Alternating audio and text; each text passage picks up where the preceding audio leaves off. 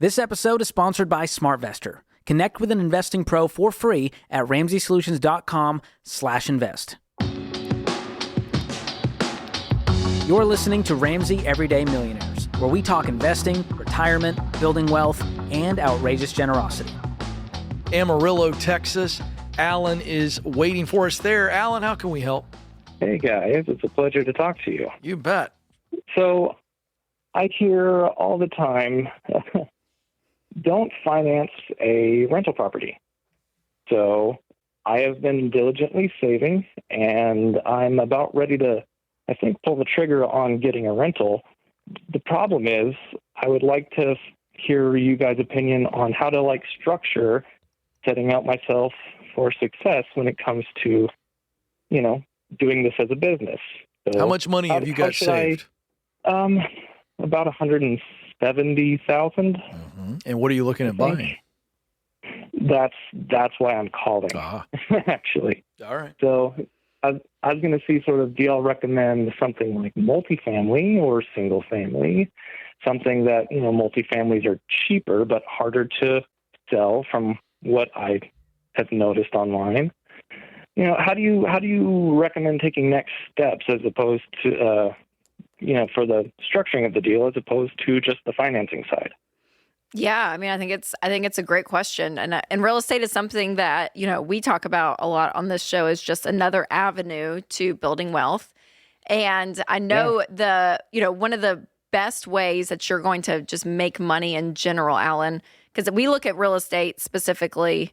I should say within the Ramsey family, the way that I've seen it always kind of the viewpoint on it is that it is a long-term play, that you're not going to be getting rich off of the rentals that you're getting every month. It really is it's an equity play.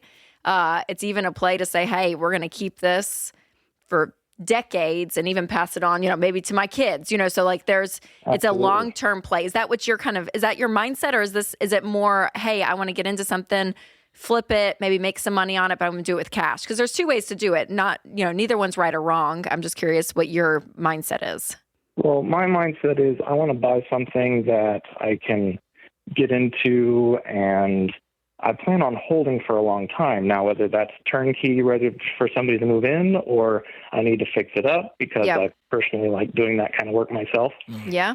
That would be the play. But things like, should I set up an LLC for a property? Should I just do this under my name? What do you guys recommend on that front? Well, before we get into that piece, do you have any debt? I do not. Okay. No. And do you have 3 to 6 Ramsey months? Listener for 20 years. What baby step are you on? I got through college without debt. I guess that'd be 4, 5, and 6. Good. Okay. I'm kind of a mix, I guess, because is your primary home paid off, Alan? Yeah.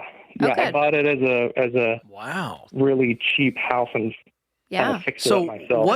What does 170 get you in Amarillo, assuming that you're paying cash, right? You're starting to get into a market that is good 3-2 property, not in the best neighborhoods, but some that are, decent, respectable. You could get a duplex in a fine area. They're going to be smaller and usually need work. You're starting to really break into the market at that point. Okay. Yeah. Now here's what I'm curious about. Where do we go? What's the next level? When does it get you into a much better investment? Meaning it's not a sketchy area. It's not entry level. Is it 250? Is it 275? Give me. Yeah, I'd say it's around 250. All right. So you're not that far away from that. How much do you make a year? My wife and I make about 130 combined. Okay. Yeah. So, I can tell you, Alan, yeah. So the LLC, I think is a smart play, especially if you're going to have multiple properties in the next few years. If you guys, look at it and say, hey, we want this to become part of our wealth building strategy. Then at that point, I think that's a great option. Very easy to do, low lift. But I would say the two best things to remember, Alan, is when you're buying property, you make the most money when you buy. Meaning if there's any way, which I know the market right now is just crazy, but sometimes with those types of properties that, if there is foreclosure, short sale, any way that you can get a deal, which I know is very hard right now in the market that we're in. But that's going to be that's going to fast forward your jump start in this equity process to get as much equity as you can at the buy. And I know, Dave's rule of thumb with investment was always, I think it's around like trying to get it at 70% of value. And you having cash is going to be that's a great negotiating tactic that you're going to have to be able just to pay for it, that you're not to go through financing and everything. And that's going to look really appealing. So again, any possible way you can get the deal. And then, my husband and I, when our very first one, we got as a short sale back 10 years ago.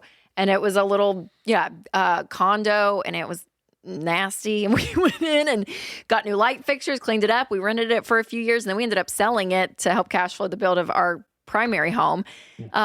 And what it went up, in just a few years was great. It was awesome. And so we sold. So it's kind of that moving at the speed of cash. But the best thing that you can do is get a deal on the front end, Alan. And then, if you can see, hey, I can get a better deal on something that I know I can fix up, and you're able to put some money into it, rent it out, making sure that your tenants, doing background checks. Go through that process so that the renters you have are as quality that you can get is really important, just to make it as less of a headache. But also know, Alan, that you're starting a side business in a sense. The myth that real estate is just passive income is anything but.